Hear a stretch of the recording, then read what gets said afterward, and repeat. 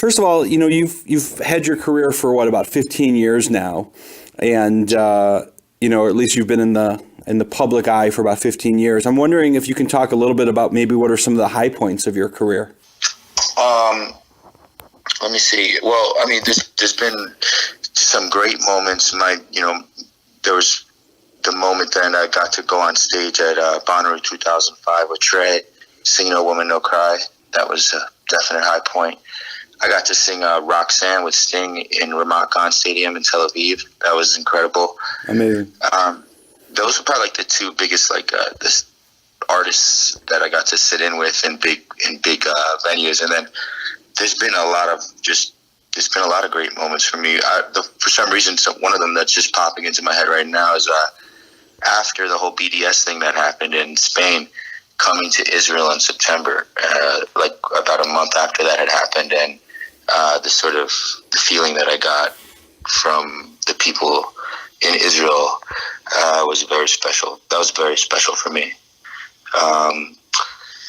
The most current record that I just released, Undercurrent, is the first record that I produced myself with my band, and was listening to it this morning on the bus and feeling like it's just getting better. When did you know that Matisyahu was blowing up? When did you feel that you were sort of on a different level?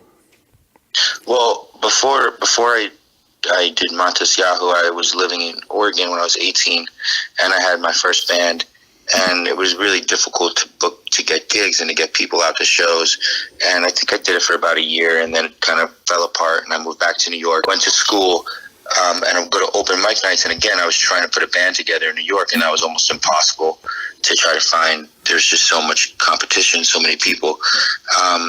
The moment that it clicked like that, I knew was really the first show that we did was a menorah lighting in Union Square for Rabbi Korn over Hanukkah, and I basically grabbed the homeless keyboard player outside of 770 and a Lubavitch kid who played drums, and Aaron, my guitar player, who's with me now since the very beginning. And we started playing in Union Square around rush hour, and I had my eyes closed. And when I opened them, there was just hundreds and hundreds of people there. And the PA system was big, so the sound was loud, and I was beatboxing, I was bouncing all over the place. And I felt like when I opened my eyes, I just knew, I said, okay, this is gonna hit really hard. And then the first show that we booked, I remember walking to the show. It was the first headlining show I had at a regular music venue. It was at Southpaw in Brooklyn, and I think it was Hanukkah. And I remember walking down the street with my Gemara, trying to memorizing lines. I didn't have my glasses on, and I would say Mishnah by heart while I was walking down the street, or Chassidus. And I remember starting to see this line around the door and just being I wonder who else is playing tonight. Right. And then walking in and realizing that I had sold out my first show ever. Oh my God, they're here for me. Yeah, and I felt okay, this is gonna happen. So you've obviously changed a lot in the past 4 or 5 years, but so has our city. And I know that I got the sense at your show here that you love coming to Detroit. Tell me a little bit about how you see the city of Detroit. It's going through this renaissance, this comeback. Maybe do you compare yourself a little bit to Detroit, in terms of transformation? And what are some things you like doing when you come to Detroit? All right, we want to tie it all in together. So I have a song called Back to the Old. And I think Detroit's one of those cities that I see a few cities like that when we're traveling around the country, that I think that where people left the cities, young people, and have just a real strong pride in their city and come back when they're in their mid or late 30s, start their families and their businesses there. I think you can tell me if I'm wrong, but Detroit seems like one of those cities that people are coming back to and absolutely taking a lot of pride in.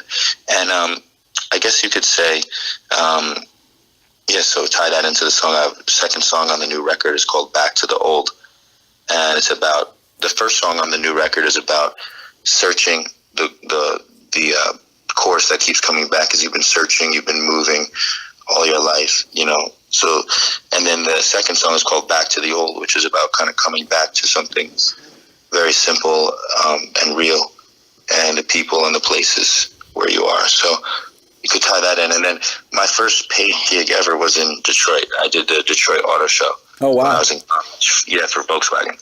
So that was kind of a cool experience for me. So it was a concert like after the auto show, like at night, or was it actually? No, it was every hour on the hour at the auto show, Volkswagen. There were 4 of us, and we would play along to a track, and everyone's trying to get like attention at their thing, right? So everyone's trying to outdo each other in that auto show, right?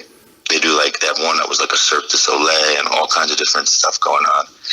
So yeah, we would perform, and then eventually I started rapping and singing like No Woman No Cry, and they let us ditch the track and just kind of jam out. So that was cool. All right, so this new album, you produced it yourself for the first time. Tell me a little bit about the guys in the band and sort of what's the vibe. What can people expect with the new record? The new record is kind of like it's like longer songs. Average song length is 8 or 9 minutes long, and it's taken from the live thing. So basically, I think typically you write a song and then you find people you record it, you find people to play it, and you translate it and play it live and figure out how to do it live.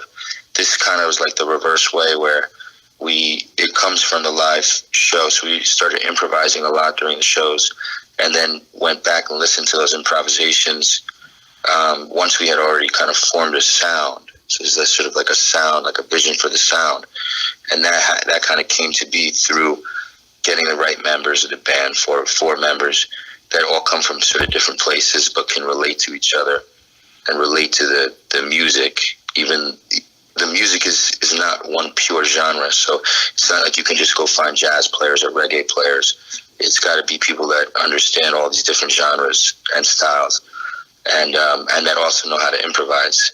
So once you get the people and the sound together and start exploring the music, then from there we went back and started listening back and then formulating songs out of them until we had these kind of instrumental songs that are kind of like have all these different parts and movements to them. So it's not an 8-minute song where we're playing the same thing over and over, but it's really dynamic and it's moving into different realms, really. And then once all that was recorded, then I went back and I put lyrics. So I'll like write lyrics over the course of a year or two, just here and there, just random thoughts and ideas. And then once the music is together, then I went back and sort of pulled those ideas and thoughts together and start writing them into lyrics and then recording it on top of the music. And then playing them live is kind of like natural because that's kind of how they originated. They kind of came from that. And did you write all the music on the new album, or do you have some other songwriters? As a band, we did it all together. So basically, there are 5 of us plus another drummer who started out with us, and then we switched. But so basically, there's 6 writers on the whole entire record.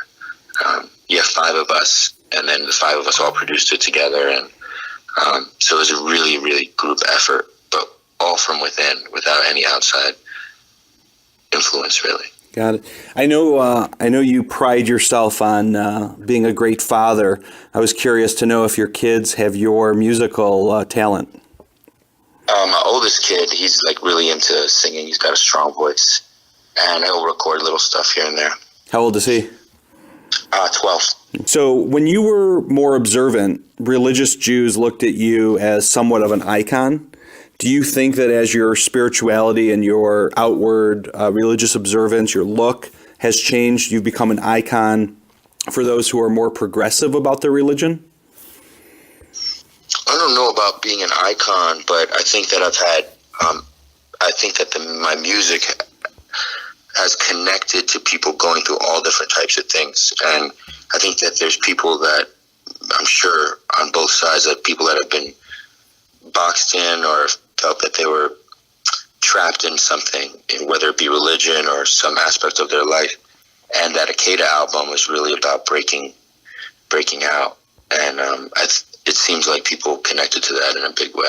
Yeah, I mean, I don't know how many people, but at some point it's more about how deep it connects versus how widely it connects, Right. No, I think there's millions of spiritual seekers out there, and probably twice as many, religiously confused people. And I think, not that you intended to do this, but a byproduct of your transformation, or maybe your path, has really, I think, for so many people, given them not just hope, but sort of the permission to understand that life is not a straight path.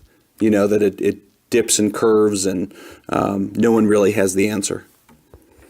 Well, thank you. So my next question, I wanted to ask about some of your songs, especially the song "One Day," has sort of become somewhat of an anthem, I think, for Jewish summer camps and for Birthright Israel trips. And because of that, would you consider yourself to be a Jewish leader? And do you consider yourself to be a public advocate for Israel?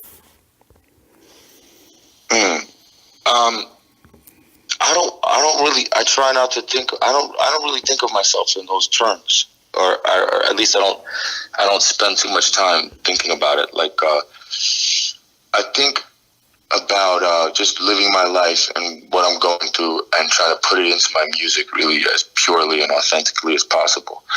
And everything else in terms of politics and being a leader or not being a leader, it is or it isn't. But it's not really it's not really something I have too much control over. So I don't spend too much time thinking about it. Interesting. I will tell you, having worked at a Jewish summer camp where One Day was the anthem, the kids did not grow tired of that song. I mean, it was played, a million times a summer, and the kids, they just kept dancing and getting excited to it, and it's great music. Thank you. Absolutely. So I think the first time I ever encountered you, I think, was seeing you on the Jimmy Kimmel Show, probably back in 2004 or so. Mm-hmm. And back then, were you at all concerned that people were more interested with the way that you looked, with your unusual dress, for the majority of America, than with your actual music? And once you changed your dress, when you stopped dressing, like a Lubavitcher, do you feel like people have focused more on the music? I think that when I started, my focus was completely on just myself. Like, the thought really hadn't crossed my mind that, you're going to get boxed in as this thing. I just said, this is what I'm into. I'm into reggae music. I got really into Judaism. I've been on this journey. I put it all into my music. It's all very real to me. And I knew that there would be a surprise element that would catch people, and they'd be like, oh shit, I didn't realize that this could do this. And I knew that would work to my benefit in terms of getting attention. But it was all very real to me. I was coming right out of yeshiva. I was like studying Tanya on the plane on the way to LA, and going straight to the rabbi's house and not letting the makeup artist touch me if she was a female. Like, it was all very real and intense. And I didn't have time to think about it. I didn't have Twitter. I didn't have a phone. I didn't have TV. I was pretty religious in the real context of what that really means. So I just did what I did, and I didn't think about it really much. Interesting. But it was authentic. I mean, I remember, not that I was an apologist for you or anything like that, but, explaining to someone that this isn't Marilyn Manson. This isn't, he doesn't go to wardrobe before, he does a set. This is just who he is. That was that. I wasn't thinking about it very much. It wasn't until later on, like after I shaved, when the internet became more of a thing, and I could read comments and I could see what people were saying and stuff like that, that I started to realize, like, wow, this whole thing became the beard itself. The reason why I became religious and grew the beard and all that was to try to get away of the whole materialistic way of being. And then I realized that actually my whole identity had formed around this thing, and that it itself was almost like the idol. It had the opposite effect. The beard idol, yeah. And therefore I needed to shave it. I needed to get rid of it. That's so interesting. And when you shaved it, I mean, take me back to that time. I mean, did you realize this is going to have immediate repercussions? I mean, this is going to be, sort of a TMZ moment. Nope. Again, I was in my zone.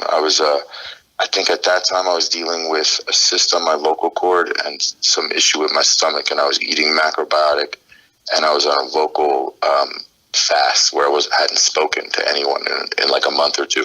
I think I was in New York, staying literally in my voice teacher's bedroom, and we were just working on my voice around the clock. And I was in a pretty spiritual place, and it just one morning just hit me like a ton of bricks. And this is after years of therapy and everything, but just that, wow, this is my life. It's my life. And at some point I decided to give it over to what I thought was the objective universal truth. And it just hit me like, oh wow, it's mine again. And again, I didn't think about fans. I didn't think about how I was going to reveal it or what it would mean to people. It was just, this is what I have to do. Just like when I had to grow my beard and wear a yarmulke at school all of a sudden, and people were like, oh, why are you wearing a yarmulke? You weren't wearing one yesterday. Right. All right. It's not about them. It's not about other people when it came to this type of thing. I'm curious to know if you were to make a record of duets, who would be some of the musicians on your short list that you would, dream of collaborating with? My favorite artists off the bat are like Kid Cudi, Frank Ocean, the Bar Brothers, Fish, Popcorn, Midnight. I don't know. I'm just listing them off the top of my head, what I listen to on the regular. So no Adele. Oh, I would love to sing with Adele. Are you kidding me? Who wouldn't? Who wouldn't? Yeah. So let me ask you this. How have things in your personal life affected the lyrics in your music? I'm not talking about the sound, but the lyrics. Becoming famous, taking off the yarmulke, shaving the beard, going through a divorce, a fairly public divorce, just becoming who you are we're almost in 2018. How have your lyrics changed in 15 years? Well, the lyrics they're always just, I'm writing about what's going on. So my first record, I was studying Tanya, and I wanted to make a roots reggae record. So I was taking lines and themes from Tanya basically, and mixing them with reggae beats and Old Testament imagery. And then as things have gone on, I just write about what's happening in my life, what's going on.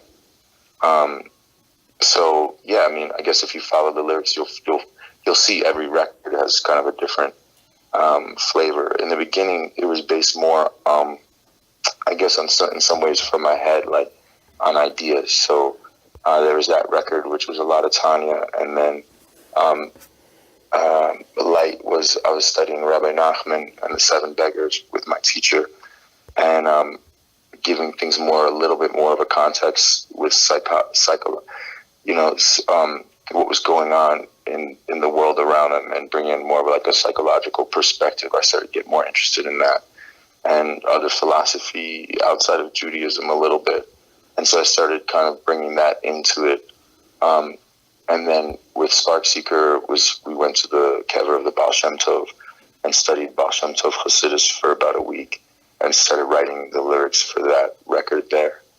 And then it shifted, I guess, with Akeda. That became much more personal. And I tried to really relate all the stories and the Chassidus and everything, and the Kabbalah, into very real, actual moments in my life, actual things that were happening. So you take a song like Reservoir, and I'm making a lot of biblical references, but all very connected to what's really happening in my life right now. So it became a lot more kind of emotional in some way. In the song One Day, you sing about what the world could become in a very hopeful, optimistic message of peace. Is that your theology coming through? And is that a song, in your opinion, about the Messianic hope? Well, at the time, yeah. I mean, the idea of just things, of just prayer, of trying to trying to have an anthem for peace for the world or whatever, and have it be backed by my religion. because there is that Messianic concept in Judaism. So, and certainly in the circles that I ran in, that was a big deal.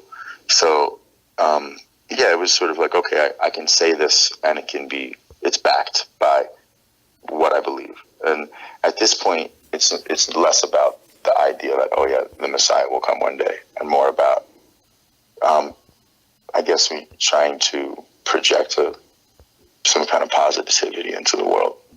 So I want to ask you maybe a tough question. And I'll phrase it the following way.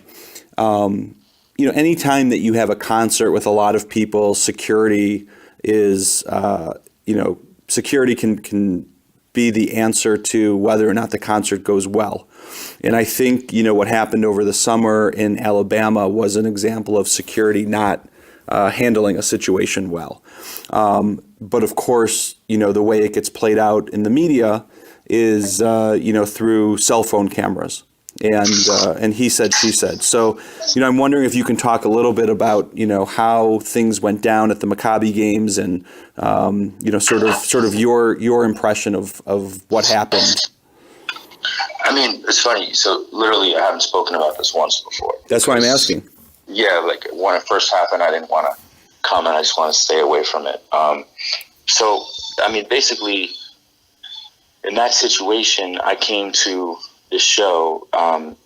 It was like an acoustic show, and yet there were a lot of people there. There were thousands of people there, and sort of teenagers with their, ready to like party, Yeah. And I don't know if people think they hear, oh, Matisyahu's coming, it's going to be like a rock show, and that means we all get to jump on stage and stage dive, and especially like teenagers. I mean, I don't know how many of them really follow my music or know. Like you said, they might have sang one day at summer camp or seen a video of Exactly. kids going crazy on stage. But the reality of the situation was basically two 40-year-old guys on stools Right. on a stage. Right? It's like me and my guitar player, and it's not a rock show. And everyone knows that coming into it, at least the staff does. Right. And if they know there's going to be, a bunch of 13, 14, 15-year-old teenagers, raging hormonal teenagers that are ready to just dance, then they should have a rock band there, or they should pay for me to have my rock band there. But, if they had me doing an acoustic thing, and then basically people started getting up on stage, like totally like entitled. I've never seen it before. Like when we were kids, if you went to a rock show, you went to CBGB's or you went to see a hip hop group and you jumped on stage, you knew there was like, someone's going to toss you off. It's going to be the security Right. or something. That's the risk that you take. Or you'll be arrested. Right. But in this situation, it was like, first there was a girl got up and just started taking selfies with me in the middle of the show. And like, okay, I'm there singing songs and stuff, but I'm also like, I take my art somewhat seriously. And I believe that there's someone out there that will benefit if I can really give something over, I really have some kind of moment. And no matter where I am or who I'm singing to, I always, once the music starts, I always try to get into that zone and create something real. So, okay, I was trying to just be patient and all right, they're kids, whatever. And one by one, they're like someone comes up, they're taking selfies. The next person gets up and I'm like, it's not my job to throw them off the stage. Like, I'm not going to do that. But no one was doing it. And then next thing I know, people are like launching themselves off the stage, like stage diving. And these kids don't know what they're doing. And they're like missiling themselves into people. Then there are people behind me clapping. And so I'm like, all right, I could have just stopped, I guess. But I said, like, as long as no one gets near my guitar player and tramples his pedals, I'm just going to keep playing, and let them deal with it. And then basically when I saw someone about to basically crush hundreds of dollars worth of pedals, I was like, all right, that's the limit. And I sort of try to stop them from that, I guess. That's basically what I'll say about it. Yeah. Well, I hope it's not the end of you being willing to do shows for Jewish teens, but as we all know, it can be a busha. Well, it's just a learning experience. Like going into it next time. Okay, does everyone know what we're getting into? You know what I mean? Like, yeah. Making sure the security is tight. Show ready, the right show for this environment. If they don't, maybe in that situation, the best thing to do is just play tracks. Sunshine and One Day, and come out and sing a couple songs to tracks. Let them all jump off the stage and get on the stage. Who knows? So let me ask you a question. Where do you see yourself in 30 years? I mean, will you still be stage diving, or is it going to be more acoustic shows? And where's Matisyahu? I don't do that very often now. It's pretty rare that I do it. In 30 years, 40, is that what you said? Yeah, 30 years from now. So you'll be 68 years old. Well, hopefully I will have stayed on top of my health, and I'll still have a voice and still be singing and still be writing songs and pretty much doing a version of what I do now. But God knows, who knows what I'll be doing in 30 years. It's a good answer. I don't even know what I'm doing after December 15th when I get home from tour. Matisse, it was nice talking with you. Thanks for catching up. And I hope to see you when you're in Detroit. Thanks. Take care.